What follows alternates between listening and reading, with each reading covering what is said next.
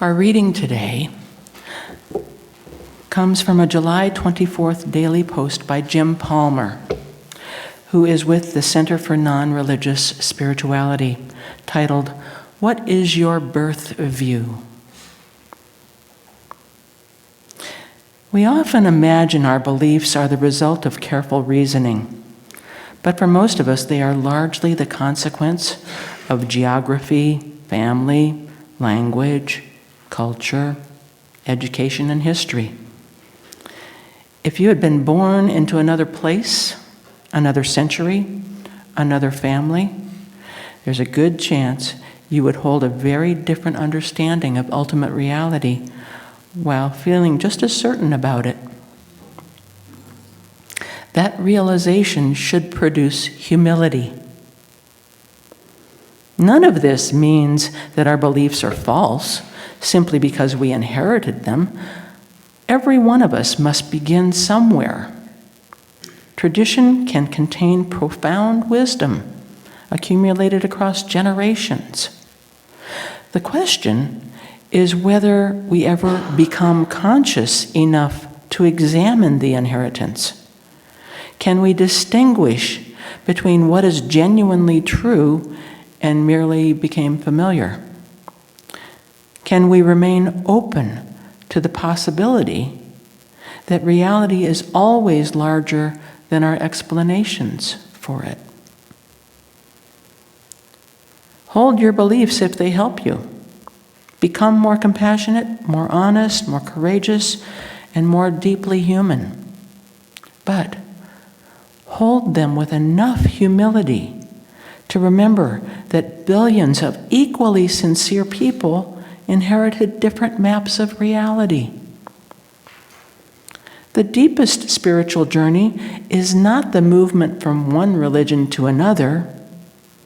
It is the quiet, often unsettling passage from unconscious inheritance to conscious participation in one's own life.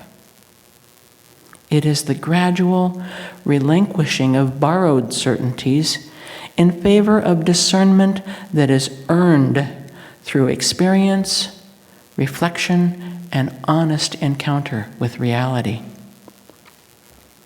When we refuse to hold our beliefs, when we refuse to let our beliefs become more important than the people who hold different ones, compassion begins to take root.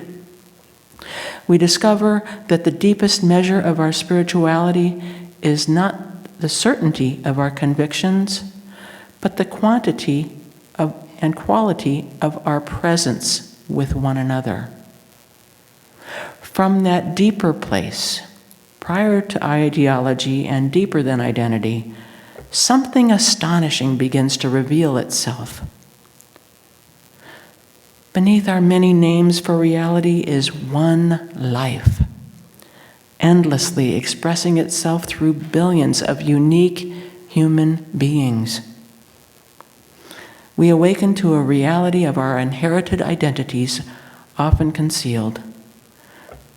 Beneath every worldview is a shared miracle and responsibility of being alive together. So ends the reading. Good morning. The spark for my talk this morning is my participation in Café Memoir, a writing series led by Judith Reynolds that started last January. So the opportunity to work with Judith with her goal of supporting people in memoir writing that deepens their understanding of how and why they became the adults they are. That was just too good to pass up, so I signed up. And while I didn't think I had any stories worth the telling, in a surprising manner, 7 stories came to me. With Judith's support and encouragement, I began to write those stories. It's a series of 7 vignettes that I'm calling Lessons from the Home Front. Each describes an experience in my family and my reflection on what I learned. And today's talk is based on story number 4, something more, with some modification and expansion to fit our theme for this summer.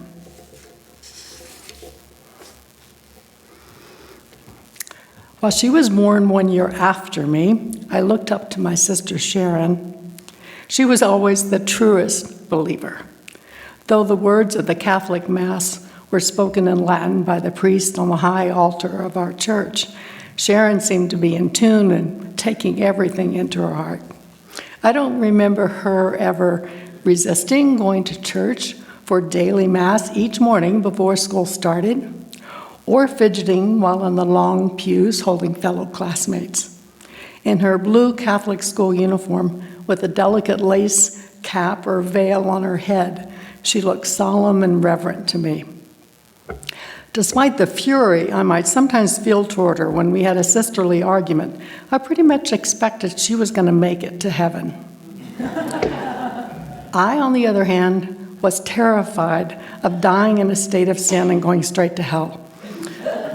I went to Mass every day just as Sharon did, but it was to stave off the rages of sin and disfavor of God that I did so, rather than an internal pious conviction. It seemed so tricky to know for sure where I stood, what sins I had committed, how serious they were in God's eyes. Was shouting at my brothers a sin? What about yelling at my mom? What about when I tried to secretly dump stringy, vinegary spinach into the school cafeteria trash before the nuns came by to see my plate?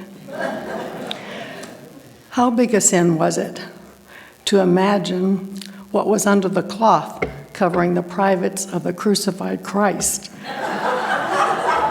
as I gazed at the sculpture hanging on the wall behind the church altar? Venial sins wouldn't take you to hell. You just have to suffer in purgatory for some undefined period of time before allowing to into heaven. But a mortal sin, if you committed one of those, it didn't matter how many good days you'd had, you were going to suffer in the fires of hell for all eternity. If you died before you had a chance to go to confession and say the prescribed penance, you were out of luck forever. I knew that not going to Sunday Mass was a mortal sin, but I wondered if I didn't go because I was sick, would that still count against me? What other things might I do, even unknowingly, that fell into the damnation category? Terror was my familiar religious companion. Not so with my sister, or so it seemed to me. She appeared to move with grace through the instructions of the Baltimore Catechism and the rituals of Mass, rosaries, and holy days. But then we never talked about religion with possible doubts or fears. As a child, I don't know that I could have acknowledged such thoughts to her or to anyone. It was as if saying out loud what I was thinking inside would itself be a sin. So I went through all the motions that I believed the priests and nuns and my family expected and tried to ignore the timid voice of doubt in my head. It took many years and much determined reflection as an adult before I could fully wrestle with and eventually remove the mantle of fear and guilt that I experienced as a Catholic, before I could disentangle my choice of faith from the tribal sense of belonging created by the Catholic beliefs common to my very large extended family, as well as my entire circle of friends. To quote the Beatles, it was a long and winding road. My first real steps on that road only began after going away to school, getting married, and moving 1,000 miles away from my Kentucky home.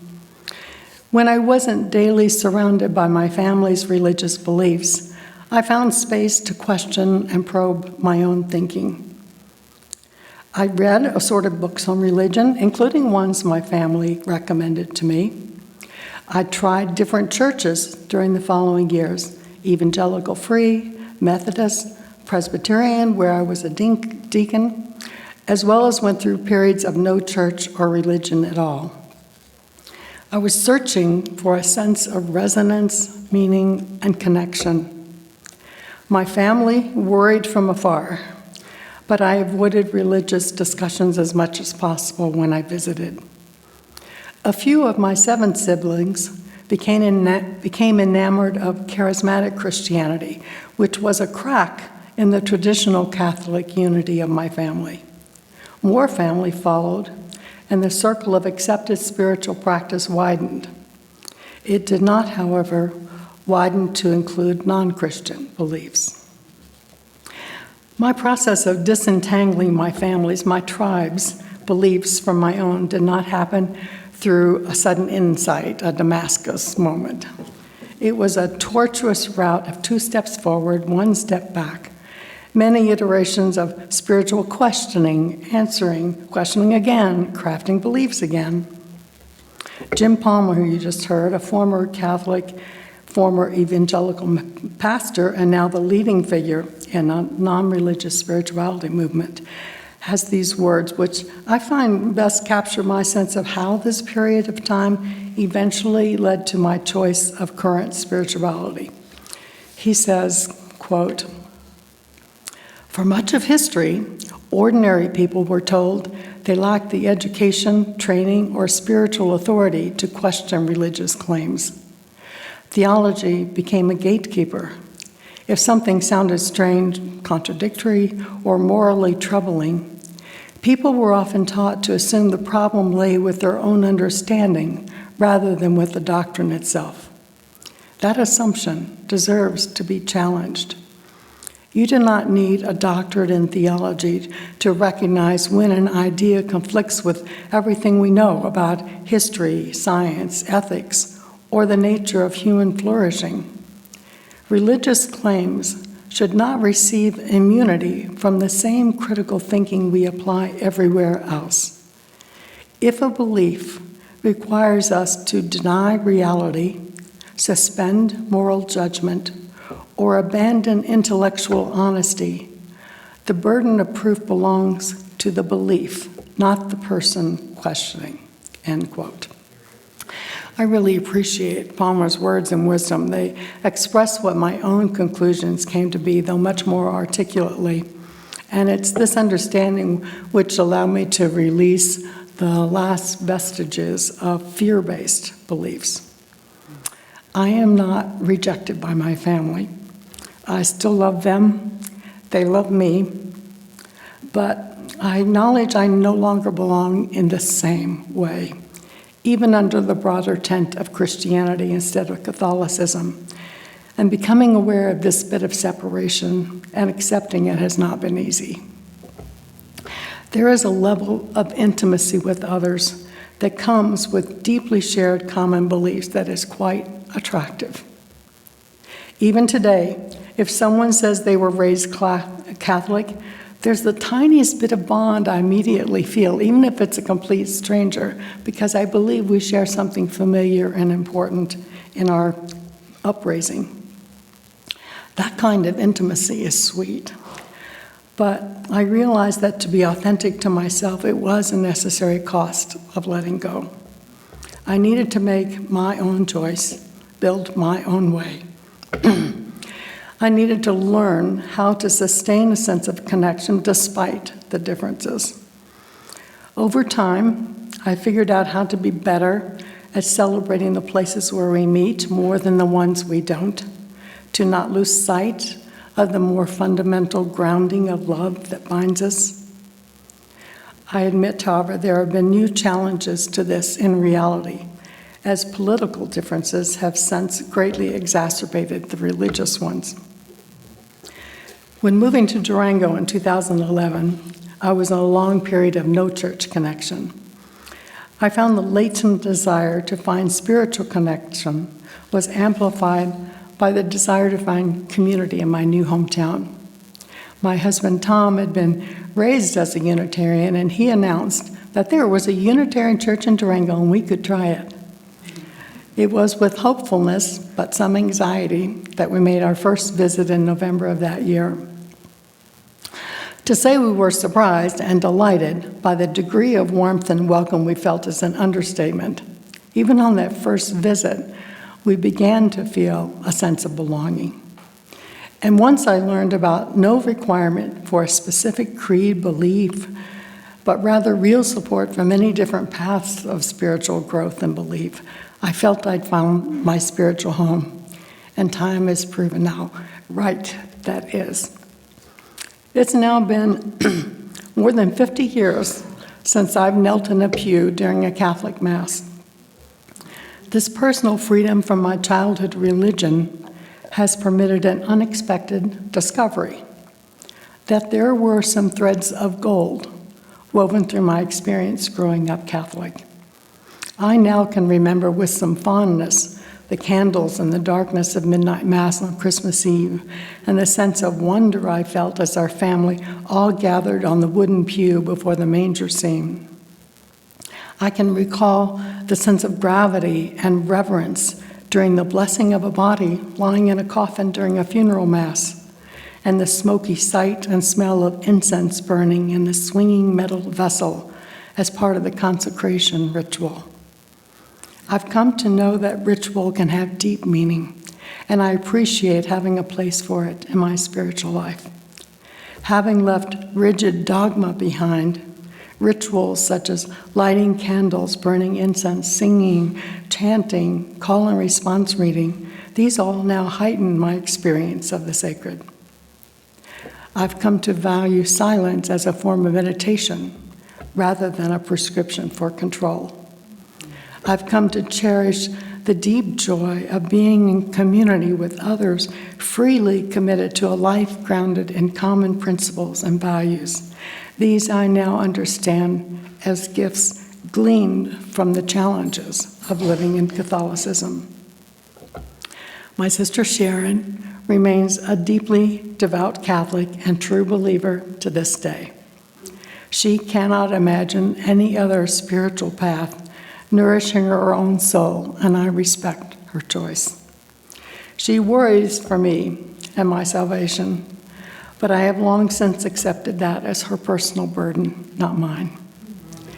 Existence is too profoundly grand to contain within any one spiritual box, and I am blessed by my contentment with mystery. My prayer to the universe asks not for an assurance of a defined eternal life, but rather an enduring receptivity to the possibilities that stretch beyond my imagination.